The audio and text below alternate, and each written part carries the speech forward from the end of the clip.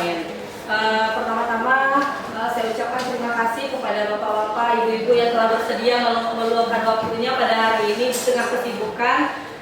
Kemudian puji syukur kita panjatkan kepada Allah Subhanahu wa taala yang telah melimpahkan rahmat dan karunia-Nya kepada kita semua sehingga kita dapat hadir di kelas yang kita cintai ini. Untuk hari ini saya akan memaparkan apa yang ilmu yang saya dapatkan di program Guru Penggerak ini akan saya coba untuk melakukan budaya positif apa yang akan dipaparkan nantinya kita diterapkan di sekolah kita maupun di kelas kita. Nah, di sini untuk materinya ada dinamakan dengan diseminasi budaya positif. Perkenalkan, saya Adi Rafikali, calon guru penggerak angkatan 9 dari SMA 1 Gunung Talang, akan memaparkan tentang ini dia topik penyebaran pemahaman dan pengalaman budaya positif. Di sini ada 6 topiknya Bapak Ibu. Sebelumnya ada perubahan paradigma belajar kita seperti apa selama ini dan ternyata di program Guru Penggerak ini seperti apa sebenarnya. Di mana topiknya ada 6, ada disiplin positif, ada motivasi perilaku manusia, kemudian ada kebutuhan dasar manusia. Di sini dituntut kita melihat bagaimana kebutuhan dasar anak-anak kita sebenarnya. Kemudian posisi kontrol, restitusi, keyakinan kelas, dan segitiga restitusi. Jadi 6 topik ini yang akan kita ulas sama-sama nanti Bapak Ibu. Nah, ini adalah perubahan paradigma belajar, di mana di sini diceritakan kegiatan sebuah kepalan tangan. Nah, ada A dan B, Anda dan teman Anda, di mana sobeklah secari kertas. Nah, ketika saya memegang secari kertas, kemudian saya misalnya Bapak Bani berusaha untuk melepaskan kepalan tangan saya tadi, kertas yang ada di kepalan tangan saya tadi. Nah, bagaimana saya melepaskannya itu berarti tergantung bagaimana saya. Bapak Bani berusaha membujuk saya, berusaha menghardik saya, berusaha merayu saya dan menyuap saya, itu berarti tergantung bagaimana kita sebenarnya sebagai guru Bapak Ibu. Kita lanjutkan. Nah, ketika kepalan tangan ini kita buka, ilusi apa yang terjadi? Ilusi guru mengontrol murid, ilusi bahwa kritik dan membuat orang merasa bersalah dalam menguatkan karakter, kemudian ilusi bahwa semua penguatan positif, efektif dan bermanfaat, dan ilusi bahwa orang dewasa memiliki hak untuk memaksa. Nih, saya memiliki tabel sebuah perubahan paradigma, stimulus respon, teori kontrol dengan teori pilihan. Di mana stimulus responnya adalah kita mencoba mengubah orang agar berpandangan sama dengan kita. Nah, kira-kira apa teori kontrolnya? Berarti adalah kita berusaha memahami pandangan orang lain tentang dunia ini. Kemudian perilaku buruk dilihat sebagai suatu kesalahan. Ternyata semua perilaku memiliki tujuan tertentu. Yang ketiga adalah orang lain bisa mengontrol saya, tetapi hanya Anda yang bisa mengontrol diri Anda. Ini yang saya bilang tadi dengan secari kertas yang ada di kepala tangan saya. Jadi seberapapun Pak Bani membujuk saya, bagaimanapun Pak Bani merayu saya, tetap semuanya tergantung bagaimana saya pribadinya. Kemudian yang keempat, saya bisa mengontrol orang lain. Nah, ternyata teori kontrolnya Anda tidak bisa mengontrol orang lain. Ini pada dasarnya.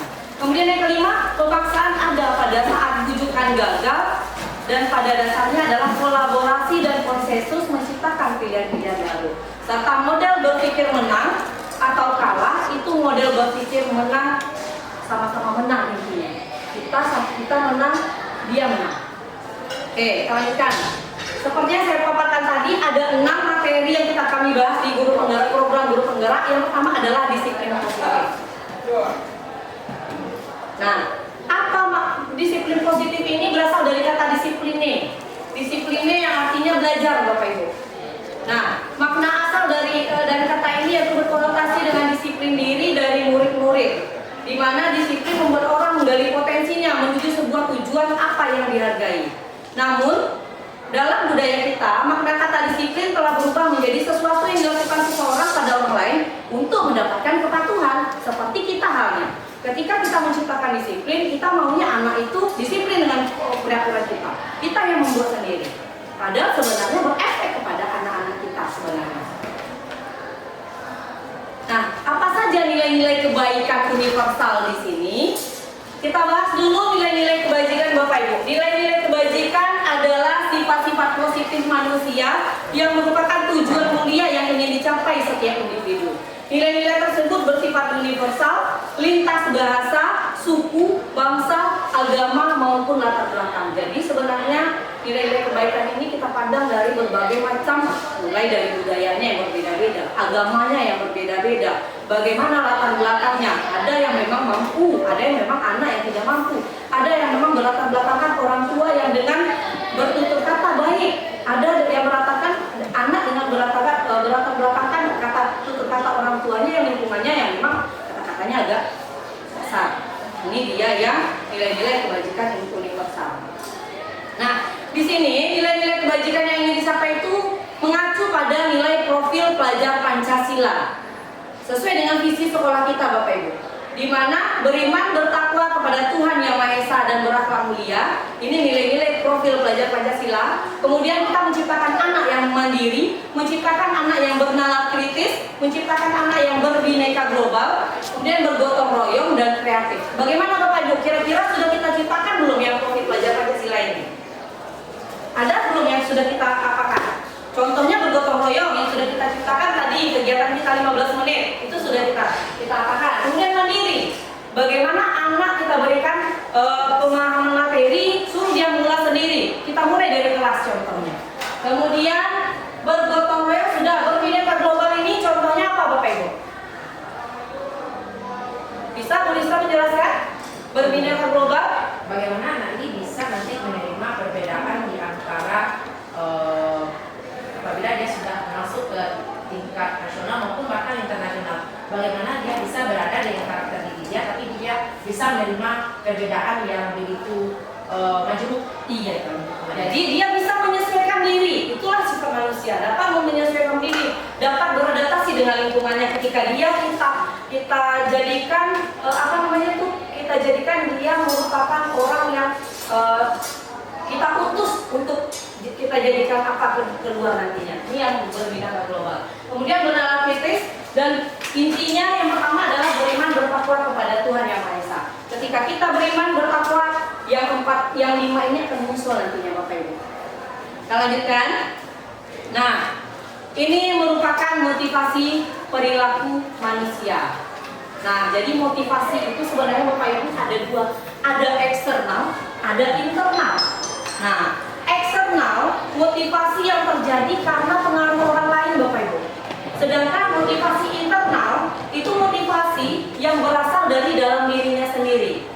Oke, saya contohkan ya Bapak Ibu. Ketika saya masuk kelas, kemudian siswa ada 30, ada satu orang siswa kita yang terlambat.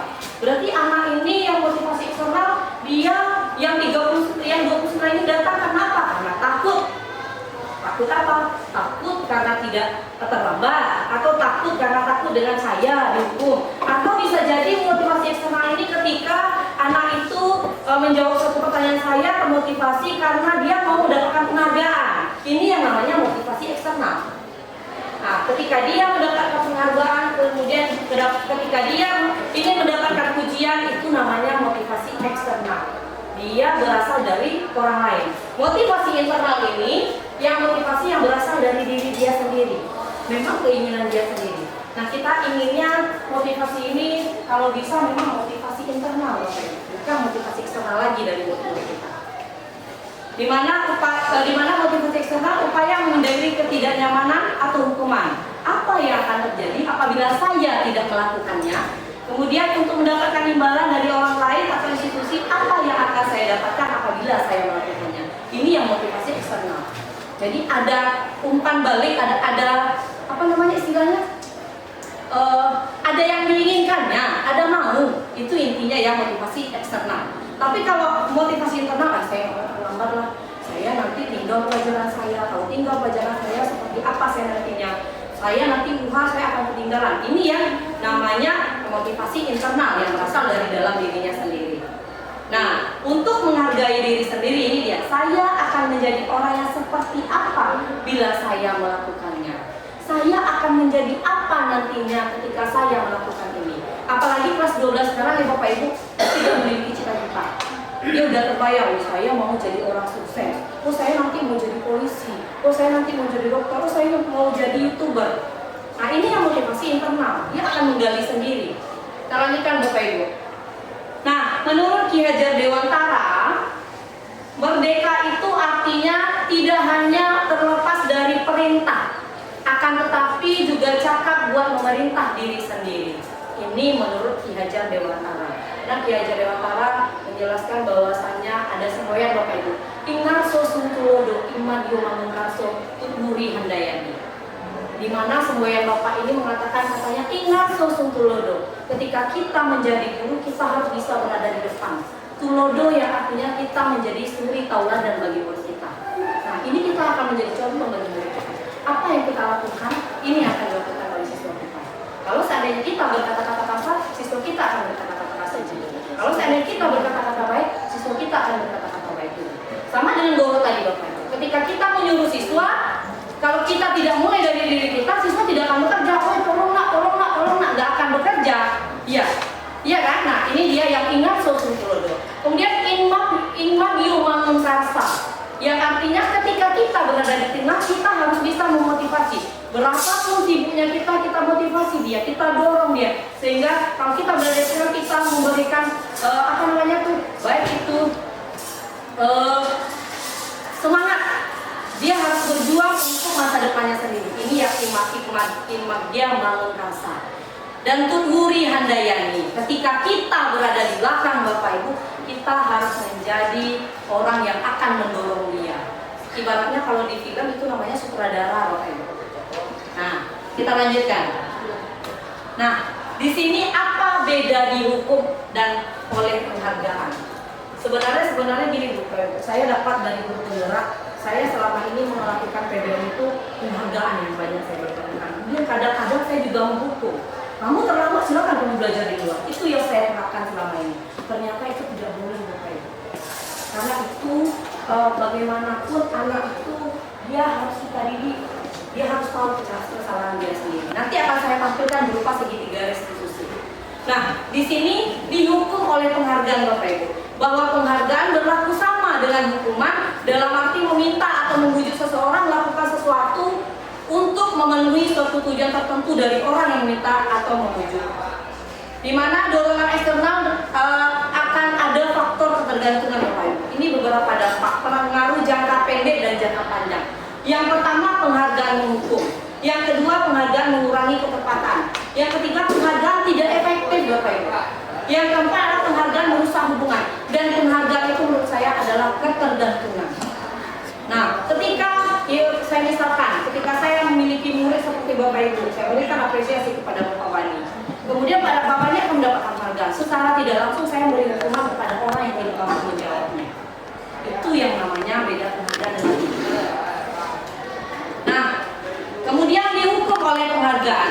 Penghargaan menurunkan kualitas ternyata Bapak Ibu. Penghargaan mematikan kreativitas dan penghargaan mengurangi motivasi intrinsik yang berasal dari dalam dirinya sendiri. Nah, ini dia bentuk-bentuk program kebajikan atau apresiasi. Dalam memberikan apresiasi atau penghargaan atau pengakuan perlu diingat beberapa hal. Yang pertama adalah beri pengakuan secara khusus. Kemudian beri pengakuan secara pribadi. Beri pengakuan kepada semua murid yang bergantian. Kemudian beri pengakuan secara konsisten dan fokus pada proses. Inilah bentuk program kebaikan dari apresiasi. Jadi kita nggak pakai lagi penghargaan kayak itu, kita berikan apresiasi. Jadi kita sebagai guru harus bersifat adil lagi Bapak Ibu. Bagaimana guru menjadi adil, tidak memandang segala sesuatunya. Ketika murid kita memang tidak mampu, maka kita harus mampu memberikan dorongan seperti yang saya bilang tadi, ingat sosok iman ketut muri handayani. Nah, ini contoh dari pengakuan atau apresiasi kebajikan. Ya, pembukanya kemarin saya perhatikan. Nah, bisa Bapak Ibu menggunakan kata-kata ini. Nah, nilai kebajikannya apa? Berarti anak itu merasa diperhatikan, rasa empati besar sekali. Kemudian situasinya bagaimana? Pada saat menolong murid baru di kelas kita. Nah, kemudian bisa jadi dengan kata-kata saya menghargai Ananda seperti ini, atau saya menghargai Fadil seperti ini. Nah, ini merupakan nilai kebajikannya adalah kepedulian kita terhadap murid. Kemudian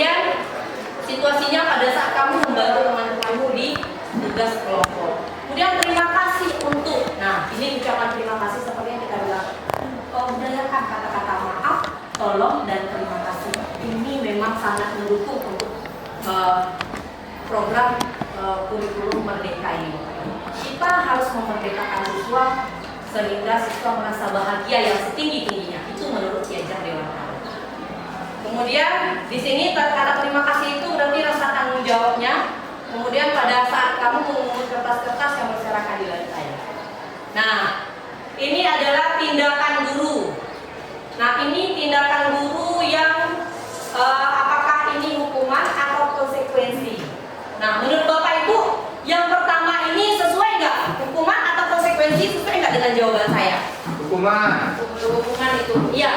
Mencatat 100 kali di dalam buku kalimat, saya tidak akan terlambat lagi. Kalau kita di SMA nggak pakai itu. Kadang kamu terlambat bikin soal 20 langsung dijawab.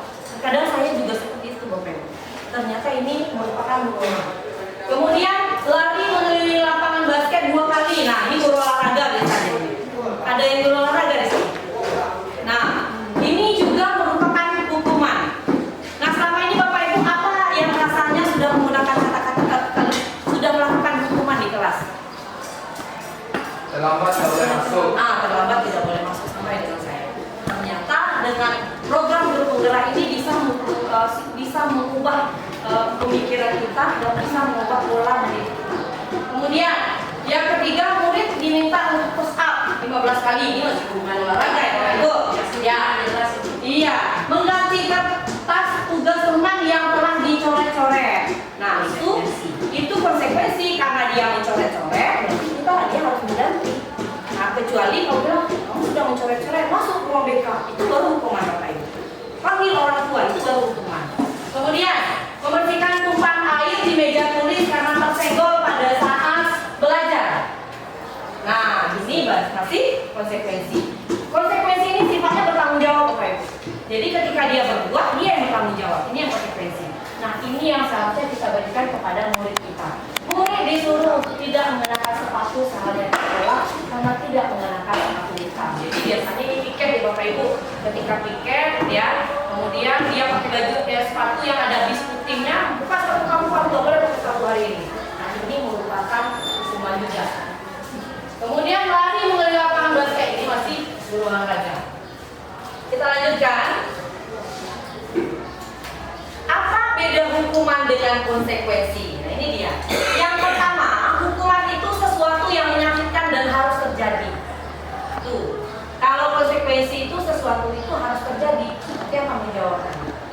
Kemudian, yang kedua, membuat anak sakit, fisik maupun hati untuk jangka waktu yang lama. Saya masih ingat Bapak Ibu, siswa kita itu contohnya kelas 12 IPS 1 Fadil. Fadil itu saya mengajar dia dari kelas 10 sampai kelas 12. Itu luar biasa, luar biasa. Terakhir ketika saya mengajar di 12 IPA 4, saya dapat laporan dari teman dari siswa kelas itu. Ada yang panjat dari belakang. Nah, ternyata saya proses. Itulah saya lakukan bagaimana kita membuat dia menjadi hukuman dengan konsekuensi. Saya bilang, dia mau ngapain? Ternyata itu yang diingatnya sampai sekarang. Sampai sekarang dia tidak pernah masuk di kelas saya. Sedangkan pernah juga dengan beberapa guru dengan dia menerapkan hukuman, dia tidak mau lagi masuk kelas. Nah, ini yang memang saya tetapkan di kelas Fadil tersebut. Nah, di mana saya proses dia, saya melakukan segitiga restitusi, saya melakukan dialog dengan dia sehingga dia sampai sekarang ya Bapak Ibu, dia selalu masuk dan semangat belajar dengan saya di kelas 12 sampai 1. Ternyata inilah sebenarnya ketika kita tidak melihat kondisi dalam pergerakan anak ini sebenarnya Bapak Ibu. Sebenarnya anak ini mungkin dia kurang perhatian di rumah. Mungkin di rumah dia merasa ini dia di luar, di rumah. Tapi sampai di sekolah atau di kelas kita lakukan hal yang sama. Nah, makanya anak itu merasa berontak sebenarnya. Ketika kita membina anak dengan melakukan segitiga restitusi, dia mengakui kesalahannya sendiri, dia akan sadar sendiri Bapak Ibu. Saya sudah mencobakan. Sama dengan penerapan yang saya lakukan ketika saya mengajar, saya tidak mau kamu terlambat, silakan mau belajar di luar. Ternyata itu tidak efisien Bapak Ibu. Ketika saya mempersilakan masuk, kemudian saya memberikan konsekuensi, ternyata besoknya dia tidak akan mengulangi. Kita lanjutkan. Yang kedua adalah anak membenci kedisiplinan. Ya, itu yang sifatnya hukuman. Konsekuensinya anak akan menghargai disiplin kalau kita memberikan konsekuensi. Yang keempat, hukuman itu bersifat paksaan, sedangkan konsekuensi itu bersifat tanggapan atau stimulus.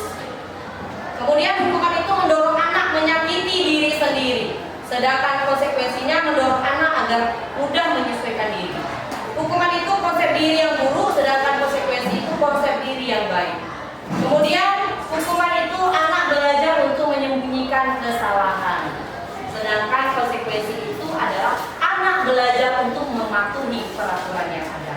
Terakhir adalah hukuman itu ketika anak marah, rasa bersalah, kemudian dipermalukan, merasa tidak dihargai, apalagi ada kekasihnya di dalam kelas. Nah, ini yang membuat anak itu merasa tidak dihargai. Akhirnya dia melawannya, tidak memikirkan efeknya seperti apa. Ternyata konsekuensi itu kehilangan hak anak itu, kemudian dibuat tidak nyaman dan diasingkan untuk sementara. Ini yang sifatnya konsekuensi. Bapak Ibu setuju yang mana? Hukuman atau konsekuensi? Konsekuensi. Kita lanjutkan. Nah, ini kita lanjut ke topik selanjutnya, kebutuhan dasar manusia. Pada dasarnya kebutuhan ini kita butuhkan juga Bapak Ibu. Ya, kebutuhan kita juga, kebutuhan anak juga. Di mana ada 5 kebutuhan dasar manusia. Ya Bapak Ibu. Yang pertama adalah kebutuhan bertahan hidup. Nah, yang kedua adalah kebutuhan kasih sayang dan rasa diterima. Yang ketiga adalah kebutuhan fun itu kesenangan, dia bahagia. Yang keempat adalah kebutuhan dia kebebasan.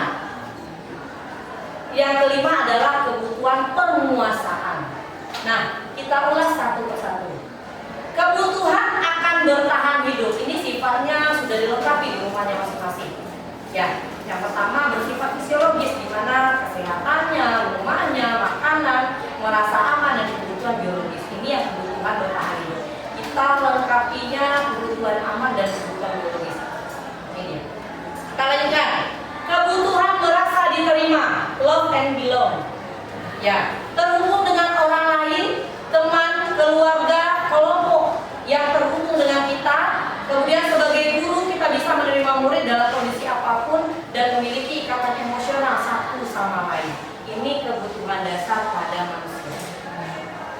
Kemudian kebutuhan akan kebebasan, Bapak Ibu. Di mana kebutuhan akan kebebasan ini membuat pilihan. Berikan kebebasan bukan berarti membiarkan, tetapi lebih memberi kesempatan memilih pilihan dan mencoba hal-hal yang baru. Ini dia. Ini yang kebutuhan kebebasan. Ketika murid itu saya tidak mau belajarnya di dalam kelas, saya maunya lebih berinovasi ketika saya belajar di luar kelas. Ketika masih masuk akal menurut Bapak Ibu, boleh Bapak Ibu kerjakan. Contohnya dengan pembelajaran saya biologi. Ya Bunda, biologi itu lebih suka anak di laboratorium ya, daripada anak di kelas mendengarkan. Nah, ini dia kebutuhan kebebasan. Kemudian kebutuhan akan kesenangan atau fun, di mana kebutuhan senang berada di kelas, kegiatan apapun di kelas disenangi, mereka akan memiliki konsentrasi tinggi saat mengerjakan yang mereka senangi. Sama dengan kita. Ketika kita nggak senang, kita akan nggak semangat, Bapak Ibu. Nah, sama juga anak itu kan juga seperti kita. Malah sebenarnya lebih positif kita mungkin kalau ketika kita bisa apanya. Ini dia. Kebutuhan yang kelima adalah kebutuhan akan penguasaan atau power. Nah, di mana murid butuh merasa diakui prestasinya, diakui pencapaian kompetensinya, didengarkan, dan memiliki rasa harga diri, diberi kesempatan membuat keputusan hal yang penting dalam hidupnya. Mereka selalu ingin menjadi pemimpin dan merasa kecewa jika melakukan kesalahan. Ini dia kebutuhan penguasaan.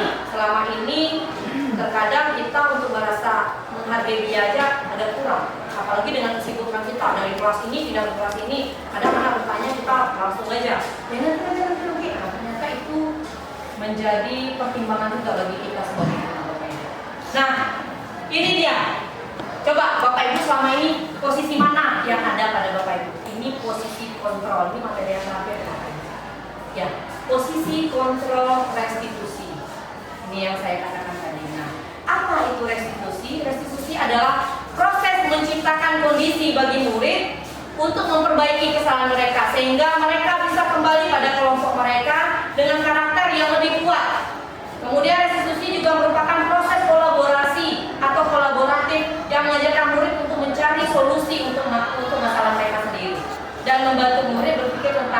orang seperti apa yang mereka inginkan menjadi tujuan mulia, dan bagaimana mereka harus memperlakukan orang lain. Nah, ini dia restitusi ini. Nah, ini identitas gagal dan identitas sukses Bapak Ibu. Ini dia, beda hukuman, konsekuensi dengan restitusi.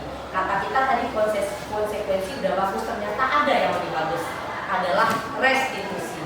Di mana restitusi ini itu merupakan menguatkan murid dalam jangka yang panjang. Kemudian murid akan mendapatkan penguatan dan masalah akan terpecahkan, dan murid akan bertanggung jawab terhadap perilakunya tadi. Nah, ada 9 ciri-ciri restitusi Pak Bapak Ibu. Yang pertama, bukan untuk menebus kesalahan, namun untuk belajar dari kesalahan. Itu ciri-ciri dari restitusi. Yang kedua, memperbaiki hubungan. Nah, untuk memperbaiki hubungan antara dia dengan rekan sejawatnya, antara kita dengan siswa.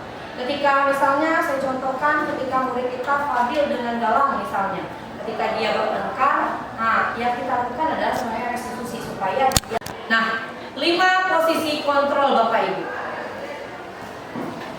Nah, di antara 5 ini Bapak Ibu masuk yang mana? Di sini ada 5 loh Bapak Ibu. Ada penghukum, pembuat rasa bersalah, ada teman, ada pemantau, ada manajer. Yang mana yang sering Bapak Ibu gunakan pada saat ini? Manajer, wih mantap Pak Bani ya. Mungkin sudah mengikuti program guru penggerak Pak Bani ini. Kalau saya jujur, sebelum saya mengikuti, saya tidak pernah pada posisi manajer ini Bapak Ibu. Saya sering itu teman. Kalau saya pembuat rasa bersalah. Iya, bisa membuat rasa bersalah. Ternyata itu yang salah dari kita. Teman kan baik ini Bapak Ibu. Oke lah kata Bu Lista tadi, pembuat rasa bersalah sama penghukum itu memang udah negatif itu. Ya, kalau teman kan baik itu masih sama juga Bapak Ibu. Nah, bagaimana posisi seperti manajer ini? Dia menemukan sendiri kesalahannya. Dia menemukan memecahkan sendiri dirinya, dia mencari sendiri kesalahannya. Yang pertama, penghukum Bapak Ibu. Nah, identitas gagal ini ternyata Bapak Ibu, guru berbuat menghardik, kemudian menunjuk-nunjuk, menyakiti, menyindir. Ketika anak sudah keterlaluan, kadang saya juga ini posisi ini, karena anak ini kadang luar biasa. Nah, inilah ujian kita sebenarnya. Kemudian pembuat rasa bersalah berceramah, kemudian mengatakan seharusnya atau ibu sangat kecewa dengan kamu. Dia akan merasa bersalah. Jadi kalau awal itu kan bilang, kerjakanlah tugas, nanti ibu kena marah loh sama kepala sekolah. Nah, itu pembuat rasa bersalah itu Bapak Ibu. Artinya kan itu tidak boleh juga. Kemudian yang ketiga adalah teman. Nah, teman ini dia membuat alasan-alasan untuk muridnya. Nih, kemudian teman ini akan ketergantungan jadinya Bapak Ibu. Dia akan ketergantungan dengan kita. Ketika dia berada di luar nantinya, atau dia berada dengan guru lain, nah dia akan merasa ibu itu tidak akan terjadi perbandingan antara guru satu dengan guru yang lainnya. Ini yang posisi teman negatif. Kemudian pemantau, penghitung dan mengukur. Nah ini yang pemantau nih. Ibu lihat, ibu dengar, nah itu yang mengukur. Iya. Oke, kita lanjutkan posisi manajer, nanti kita bahas Bapak Ibu. Kemudian kalau posisi mengukur, guru berkata, kalau kamu tidak melakukannya, awas ya, rasakan kamu. Ini yang mengukur. Beko cibola masuk etap ini. Tidak boleh masuk selama semester berapa? Cari dialog guru yang lain. Ini yang penghukum ini Bapak Ibu. Ya. Kemudian kalau hasilnya bagaimana? Hasilnya siswa akan memberontak, menyalahkan orang lain, kemudian berbohong. Ini efeknya kalau kita pada posisi penghukum. Saya paling semangat belajar ini loh Bapak Ibu di guru penggerak. Kenapa? Karena ini sudah evaluasi diri saya sebenarnya. Kemudian yang kaitannya dengan dunia berkualitas, murid meletakkan guru di luar dunia berkualitas ini. Kita nggak akan diperhitungkannya lagi Bapak Ibu. Tidak akan teringat sama dia kita lagi. Nah murid berkata, biarkan saja, nanti juga marah-marah lagi. Nah atau ibu pembelaan. Kita akan berikan nama ibu tuh nenek kabayan, atau ibu tuh banyak kata-kata kalimat yang istilah-istilah yang akan dimanfaatkannya. Kemudian dampaknya pada murid mengulangi kesalahannya terus menerus. Ini yang menghukum. Nah,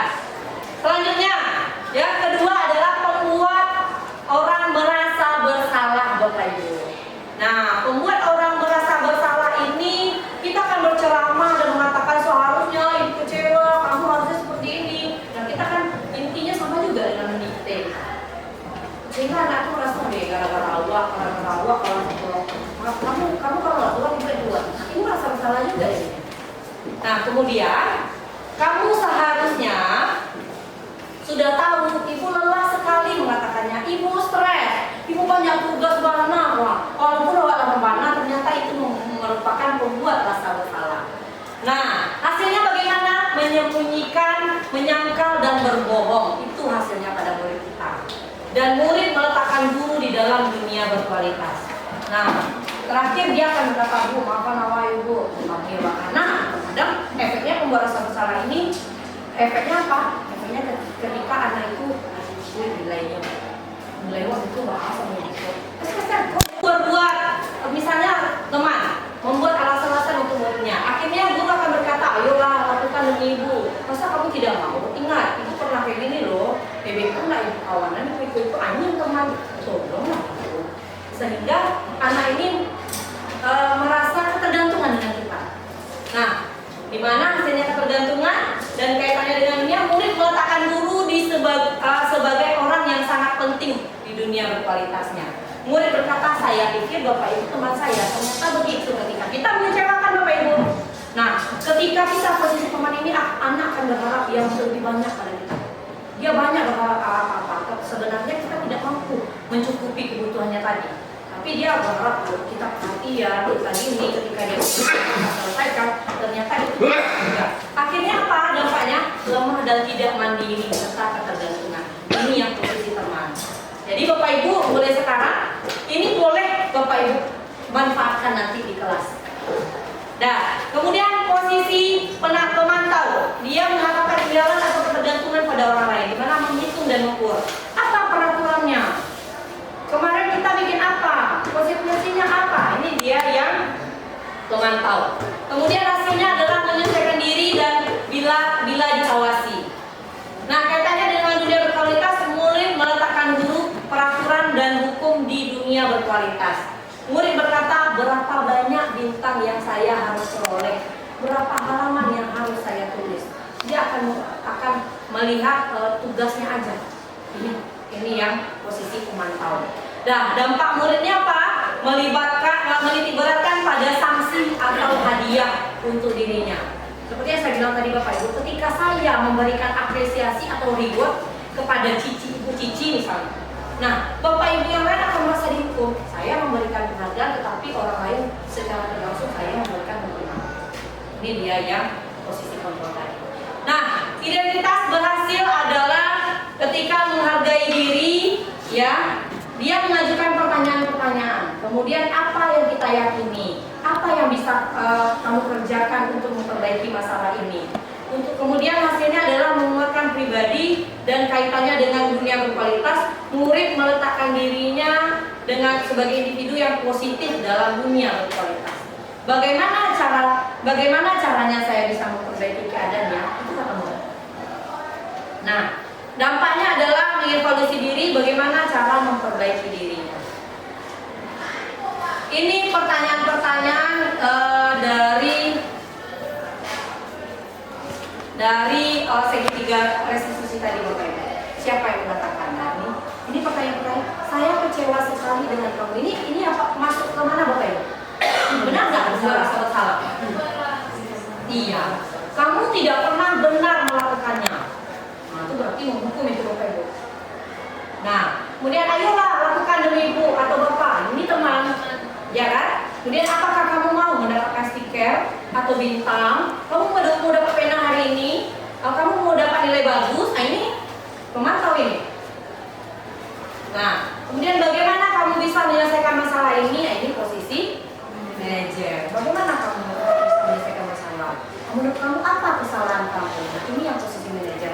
Dia menemukan dirinya sendiri. Dia menemukan kesalahannya sendiri. Kita hanya memberikan pancingan. Kita berikan pancingan. Kita pancing dia untuk menggali masalahnya sendiri. Nah, kamu selalu yang paling terakhir. Ini yang penting. Ini yang penting. Sehingga dia tidak akan semangat. Allah, kalau selesai langsung waktu gali. Itu coba tanya pakai. Ya. Nah, ini adalah peraturan pemantau konsekuensi atau hadiah. Nah, kalau kamu tidak ini, saya akan ini. Ini konsekuensi ini Bapak Ibu. Kalau kamu tidak masuk kelas hari ini, maka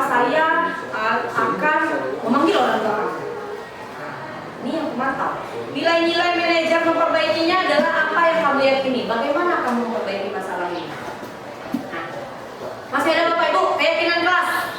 Keyakinan kelas ini berlandaskan dari peraturan-peraturan kelas. Peraturan kelas kan kita yang bikin, Bapak Ibu. Nah, keyakinan kelas berarti mereka yang akan membuatnya sendiri. Nah, mengapa tidak peraturan saja? Mengapa harus keyakinan kelas? Yang pertama, mengapa kita memiliki peraturan harus menggunakan helm bila mengendarai kendaraan roda 2? Mengapa kita memiliki peraturan 3M?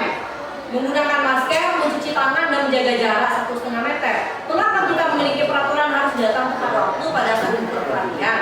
Nah, ini peraturan ini untuk mendukung motivasi intrinsik, kembali ke nilai-nilai keyakinan kita.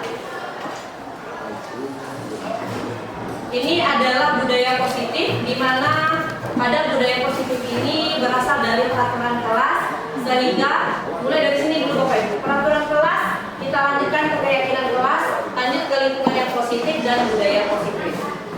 Nah, tabel T dan tabel Y. Ini kata-kata hormat keyakinan kelas Bapak Ibu. Terdengar, terlihat, berperilaku. Nah, ini contohnya dari yang terdengar. Satu orang berbicara, yuk saya bantu, kita bisa selesaikan ini bersama-sama. Terima, tolong ya, permisi, boleh saya pinjam, nanti akan segera saya kembalikan. Ini terdengar, kan mendengar. Kemudian hormat terlihat, berempati terhadap perasaan orang lain, memegang barang milik orang lain hanya dengan izinnya, mendengarkan dengan seksama dan senantiasa berbuat baik dan berbagi. Kemudian berperilaku, tersenyum ramah, memberikan salam hormat, berjabat tangan, meletakkan tangan di dada atau salaman ya Bapak Ibu, ini yang berperilaku. Kemudian memberikan ruang bekerja, postur tubuh yang tenang. Ini dia yang hormat tadi. Tampak dengan tidak tampak. Nah, ini beda peraturan dengan keyakinan kelas Bapak Ibu. Yang pertama, kalau peraturan selalu kembalikan buku ke tempatnya. Kalau keyakinan kelasnya berarti dia diajarkan untuk bertanggung jawab. Kalau peraturannya dilarang mengganggu orang lain. Nah, keyakinan kelasnya itu menghormati orang lain. Kemudian peraturan itu hadir di sekolah 15 menit sebelum pembelajaran dimulai. Keyakinan kelas itu menghormati orang lain dan berkomitmen. Kemudian peraturannya itu dilarang melakukan kekerasan. Keyakinan keselamatan dan menghormati orang lain. Dilarang menggunakan narkoba. Intinya apa? Keyakinan ya sehat, kesehatan. Kemudian peraturannya bergantian atau menunggu giliran. Keyakinannya itu menghormati orang lain dan bersabar. Peraturannya misalnya gunakan masker misalnya, berarti itu untuk kesehatan dan keselamatan. Nah, ini beda peraturan dengan keyakinan. Kemudian peraturan itu jangan berlari di kelas atau koridor. Sedangkan keyakinan itu keselamatan dan keamanan. Prosedur pembentukan keyakinan sekolah. Yang pertama, curah pendapat tentang peraturan yang perlu disepakati di sekolah. Mencatat semua masukan-masukan pada murid di papan tulis Bapak Ibu atau di kertas besar. Kemudian susunlah keyakinan kelas sesuai prosedur, gantilah kalimat dalam bentuk negatif menjadi positif. Ya, tinjau kembali daftar curah pendapat yang sudah dicatat. Tinjau ulang keyakinan kelas secara bersama-sama, setelah yakin tanda tangani bersama. Keyakinan kelas selanjutnya bisa dilekatkan atau ditempelkan ke dinding. Jadi peraturan kelas ini biasanya dibikin itu setiap kita masuk di awal Bapak Ibu. Kita kan misalnya masuk mengajar 1 tahun. Ya, kita bikin peraturan kelas dulu. Peraturan kelas, kemudian baru kita jadikan keyakinan kelas, baru kita tempel di dinding. Itu yang keyakinan kelas. Ini keyakinan kelas yang sudah saya buat. Saya minta dari anak, ya dia menempelkan sendiri dulu. Ini masih minta. Nanti sudah hasilnya baru kita jadikan dalam bentuk bisa dalam seperti kertas karton, seperti daftar tiket, baru kita tempelkan. Nah, keyakinan kelas ini dia pada umumnya berasal dari diri anak sendiri. Nah, ini baru benar-benar praktek. Segitiga restitusi. Ya, segitiga restitusi itu ketika anak menghadapi masalah, ya, di mana ada 3 tahapan tahapannya. Yang pertama adalah menstabilkan identitas. Kemudian restitusi Pak Bapak Ibu. Yang pertama bukan untuk menebus kesalahan, namun untuk belajar dari kesalahan. Itu ciri-ciri dari restitusi. Yang kedua, memperbaiki hubungan. Nah, untuk memperbaiki hubungan antara dia dengan rekan sejawatnya, antara kita dengan siswa. Ketika misalnya saya contohkan ketika murid kita Fadil dengan Galang misalnya, ketika dia bertengkar, nah yang kita lakukan adalah sebenarnya restitusi supaya dia silaturahminya, kemudian sosialisasinya dengan si Galang itu tidak akan menendam sampai kedua. Nah ini dia yang restitusi. Kemudian restitusi menuntut untuk melihat ke dalam diri. Restitusi mencari kebutuhan dasar yang mendasari tindakan. Restitusi diri adalah cara yang paling baik, fokus pada karakter bukan tindakan. Kemudian fokus pada solusi, di mana restitusi mengembalikan murid yang berbuat salah pada kelompoknya, sehingga dia kalau dia bersifat negatif dia akan kembali ke sifat yang positif. Nah, 5 posisi kontrol. Kemudian baru melakukan validasi kebutuhan, dan terakhir adalah menanyakan keyakinan. Di sini setiap orang pasti pernah melakukan kesalahan, itu kata kita. Kamu bukan satu-satunya orang yang pernah melakukan ini. Kalau ibu di posisi kamu, ibu akan melakukan hal yang sama. Ini yang memvalidasi. Kita menenangkannya dulu Bapak Ibu ketika dia menghadapi masalah. Kemudian validasi kebutuhan, kamu tentu punya alasan mengapa kamu melakukan itu. Adakah cara yang lebih efektif untuk mendapatkan apa yang kamu butuhkan? Nah, menanyakan keyakinan, nilai-nilai apa yang telah kita sepakati. Nah, kamu ingin menjadi orang yang seperti apa? Ini dia yang segitiga restitusi. Ya, berbuat salah itu hal yang manusiawi. Tidak ada manusia yang sempurna Bapak Ibu. Ya, dimana kita pasti bisa menyelesaikan permasalahan ini. Bapak Ibu tidak tertarik untuk mencari tahu siapa yang benar, siapa yang salah. Kemudian Bapak Ibu tuh lebih tertarik untuk menyelesaikan masalah mereka. Kemudian kalau kamu menyalahkan dirimu sendiri terus-menerus, apa kamu bersikap baik pada dirimu sendiri? Ini kata-kata yang bijaknya Bapak Ibu. Nah, membantu murid mengenali basic need, kebutuhan dasar yang ingin dipenuhi ketika melakukan kesalahan. Kamu bisa saja melakukan hal yang lebih buruk, tapi kamu tidak melakukannya kan? Nah ini dia validasi kebutuhan. Kamu pasti punya alasan mengapa melakukannya. Apa yang penting bagi kamu? Kamu boleh tetap berusaha menjaga sikap itu, tapi tambahkan sikap yang lain, yang baru. Kata kita, maukah kamu belajar cara lain untuk mendapatkan yang kamu butuhkan tanpa harus memukul? Apakah kamu bisa melakukan dengan lebih baik lagi besok? Nah, ini yang validasi kebutuhan Bapak Ibu yang tahap 2. Terakhir, menanyakan keyakinan dia. Ya, apa nilai yang kita percaya di kelas atau sekolah kita? Nilai-nilai universal apa yang telah kita sepakati? Kelas yang ideal itu seperti apa? Kemudian kamu ingin jadi anak seperti apa? Nah, ini dia. Apa yang kamu rasakan? Ketika kamu melakukan itu, kamu menjadi orang yang seperti apa? Ini yang segitiga restitusi. Nah, saya ada melakukan, saya bersifat di sini sebagai manajer, ya, saya mau membuat suatu video segitiga restitusi ketika kasus yang saya lihat ada pertentangan antara, nah ini dia, Farah dengan Mutiara. Boleh Bapak Ibu? Pada kasus 1, Farah tidak terima nama ayahnya diolok-olok sehingga dia merasa dibuli oleh Mutiara. Ia marah dan tidak dapat menahan emosinya. Berikut segitiga restitusi. Farah, tadi ibu dengar laporan dari ketua kelas, katanya Farah bertengkar dengan Mutiara.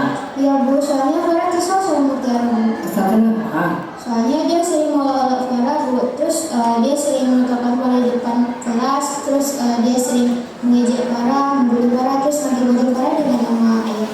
Oh gitu, iyalah kalau seandainya ibu di posisi Farah, wajar Farah seperti itu. Berarti ya. Iya.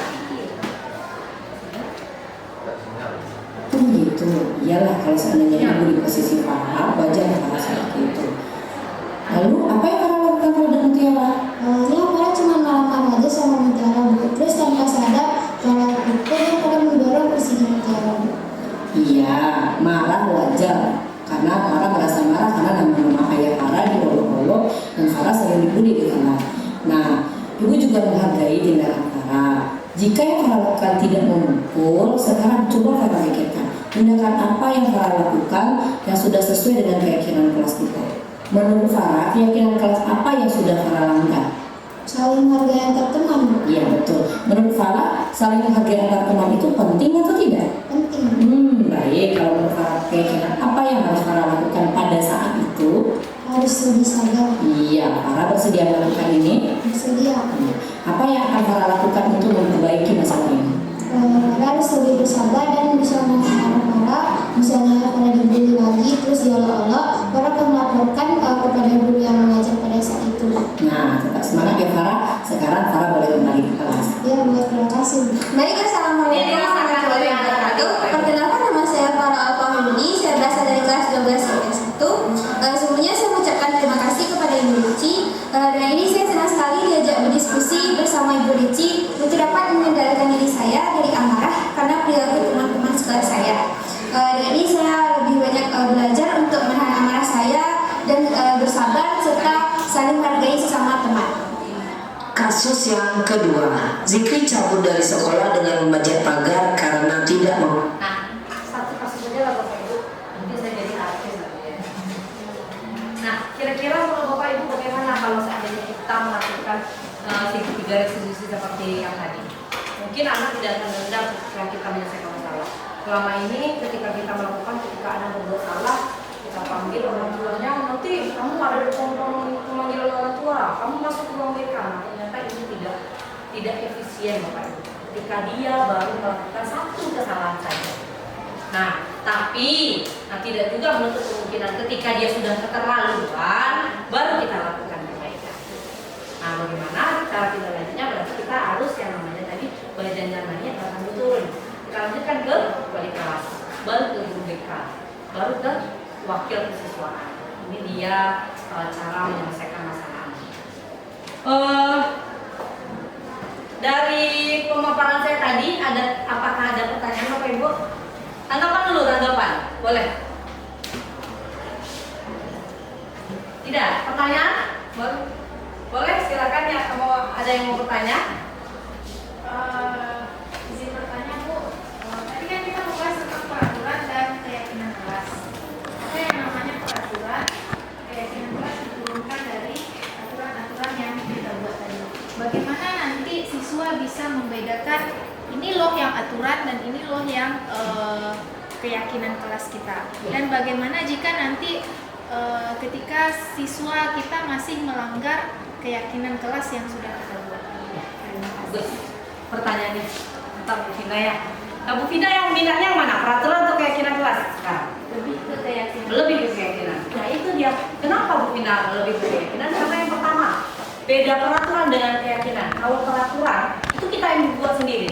Kita tanpa berpikir bagaimana efeknya apa. Yang penting dia taat dengan peraturan kita. Tapi keyakinan kelas bedanya dari dia sendiri Bapak Ibu. Sehingga ini yang terjadi adalah motivasi intrinsik pada dirinya. Kemudian yang kedua, kalau peraturan kelas itu kalimatnya itu lebih negatif, tidak boleh terlambat. Kalau seandainya gini, nah ini yang peraturan. Tapi kalau keyakinan kelas, kata-katanya lebih halus lagi, lebih lebih positif. Kata-katanya lebih membangun, lebih memotivasi. Jadi dari kalimatnya, kalau peraturan itu kalimat negatif, kalau keyakinan itu kalimat positif.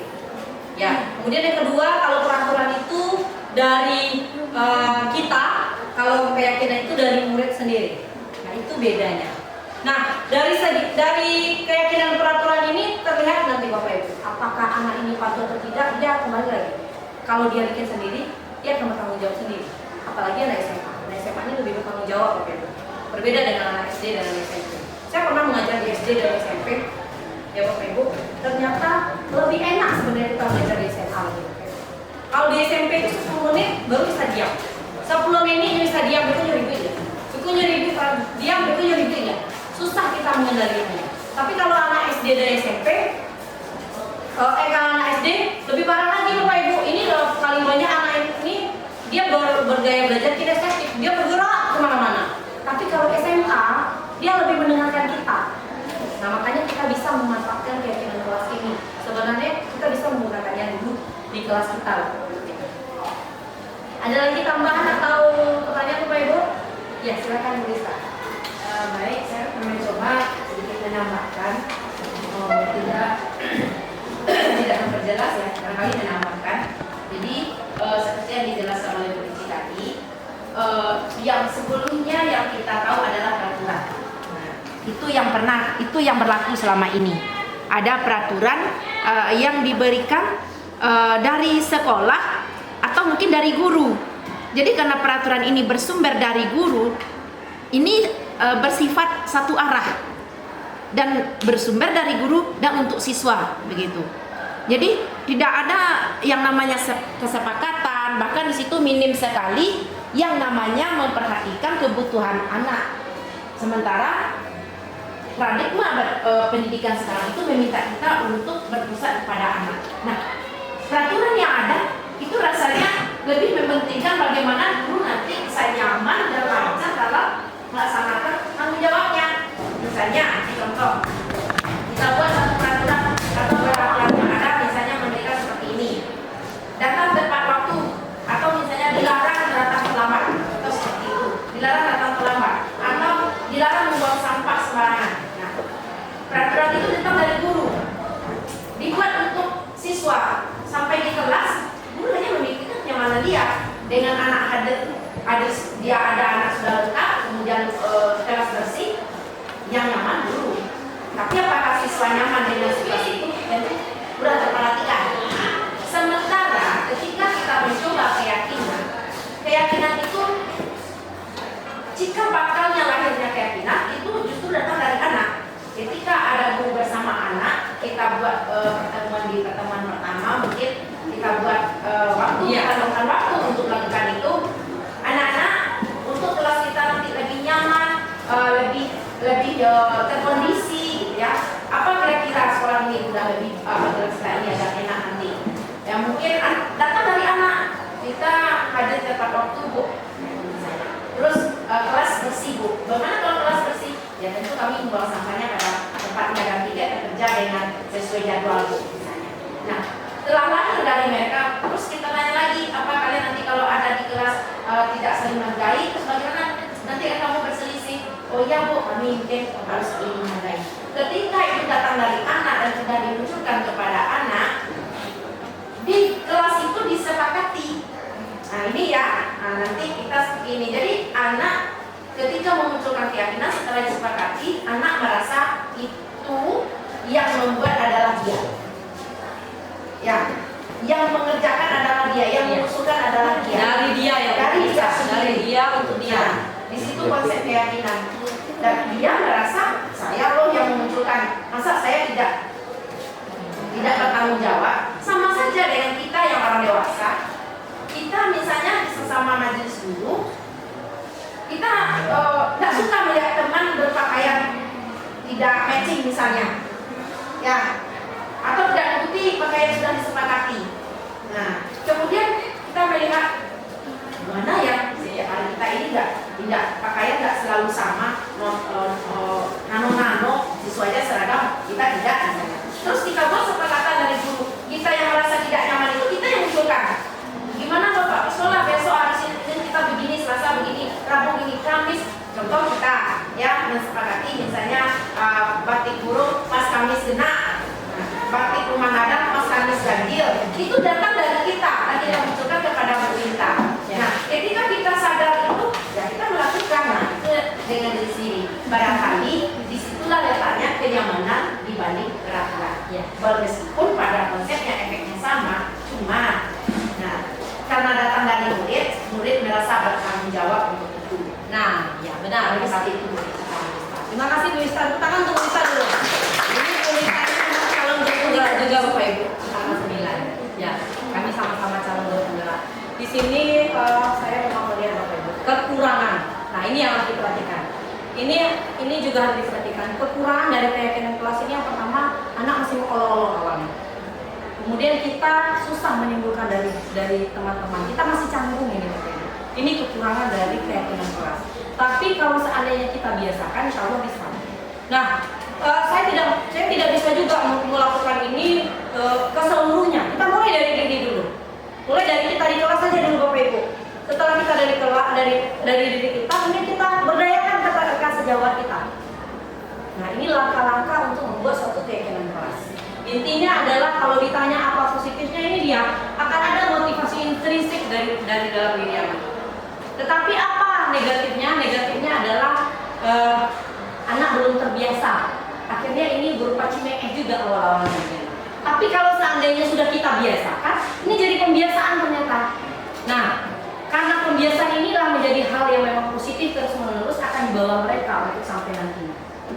Ini dia yang keyakinan kelas. Terima kasih Bu Lista atas tambahannya. Kemudian, nah kita refleksi sedikit ya Bapak Ibu. Oke. Hal baru apa yang mengubah paradigma saya yang saya dapatkan? Nah, hal baru apa yang Bapak Ibu dapatkan tadi dari menyampaikan materi saya tentang IMA yang tadi Bapak Ibu? Apa yang Bapak Ibu dapatkan? Ya, apa Cici? Sedikit boleh? Bisa membedakan mana yang hukuman, mana yang Iya, bisa membedakan. Kita bisa membedakan mana yang hukuman, mana yang konsekuensi. Menurut Bapak Ibu yang silakan Bu Lista. Bu Lista ini semangat ya, luar biasa. Kalau saya punya siswa seperti Bu Lista ini semangat saya. Ya, Yang paling berkesan panjang materi tadi adalah penghargaan dan saya lebih titik-titiknya kepada penghargaan. Kita selama ini menganggap dengan menghargai siswa kita sudah memotivasi mereka. Mereka dapat hadiah, mereka juara, iya. mereka dapat juara olimpiade, kita kasih tepuk tangan di lapangan bersama-sama. Kita pikir itu sudah reward yang kita berikan kepada mereka baik secara fisik maupun material, moral. Kita anggap itu sudah efektif untuk memotivasi. Ternyata itu masih dalam kategori nanti motivasi yang muncul adalah motivasi eksternal, bukan internal. Kita menganggap itu selamanya sudah sangat tepat sekali. Padahal Belum tepat. Sama seperti saya jelaskan tadi. Nah, menurut Bapak Ibu gimana Bapak Ibu? Hukuman konsekuensi gimana? Konsekuensi. Bagus konsekuensi lagi. Nah, ternyata setelah kita lirik sampai ke belakang, baru kita lihat ternyata hukuman dan pengadilan itu tidak dibolehkan. Oke, lanjut yang kedua. Bagaimana perasaan apa yang muncul setelah mengikuti sesi ini Bapak Ibu? sangat senang dan termotivasi. Terima kasih. Ya, sangat senang dari ini ya. Khususnya mengenai makna disiplin dan motivasi intrinsik. Untuk memunculkan motivasi intrinsik ini yang paling sulit sebenarnya Bapak Ibu. Tapi ketika kita tahu tahapannya, ketika tahu kita langkahnya, insya Allah kita bisa mengamalkannya. Sehingga anak jangan ditunggulah, jangan terlambat. Dia pagi itu bangun pasti semangat untuk belajar dengan kita. Ya.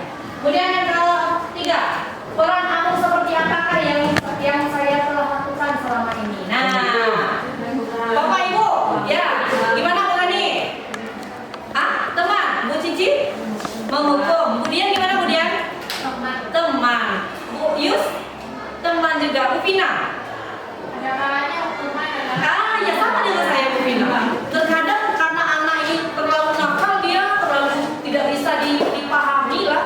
Nah, akhirnya kita memberikan hukuman. Bu saya gimana Bu saya? Terkadang hukuman, terkadang teman. Yang lebih banyaknya kan? Hukuman. Gimana Pak Novel? Hukuman. Iya. Pak Rio? Hukuman juga. Unila? Hukuman juga. Banyak hukuman Bu Nila? Mengaku-ngaku dalam dikasihkan sebagai teman. Iya. Ya. Inilah gimana model? Model lagi nih. Hukuman, teman, atau sebagai pembuat rasa bersalah? Atau sudah di posisi manajer Bu model? Ada ketiga-tiganya. Yang mana nih Bu? Teman, ada teman, ada berusaha. Iya. Berarti titik manajer ini ternyata memang sulit ya Bapak Ibu. Tetapi memang harus kita laksanakan Bapak Ibu. Karena gini, anak memiliki latar belakang yang berbeda-beda. Mulai dari ekonominya berbeda-beda. Kita tidak bisa memaksakan. Untuk dia datang ke sekolah aja, dapat ongkos saja udah alhamdulillah. Ibu di sekolah lawa hari yang di labara, tinggal nyusawan, di urang dayanya udah nawa hari itu ibu di kelas. Nyuta lambe, saya masih ingat kelas 12 IPS 3. Hanabil namanya Bu. Hanabil ya, Mas. ngajar di sana. Iya, Bu Cici. Anak Bir itu dia tinggal kelas dulu di kelas 10. Di kelas 11 ya Bu Cici. Di kelas 11 dia tinggal kelas. Kemudian saya diberikan motivasi itu ternyata kayaknya motivasi intrinsik karena teman-teman sejawatnya memang mendukung dia Bapak Ibu. Ya, sehingga dia mendapat motivasi intrinsik di kelasnya sehingga dia rajin sekolah. Nah sekarang saya lihat dia mulai lagi seperti yang lama. Dia datang juga ke sekolah. Kalau dulu kan memang nggak ke sekolah dia. Kalau sekarang dia datang, cuman dia membantu orang tuanya di pagi hari.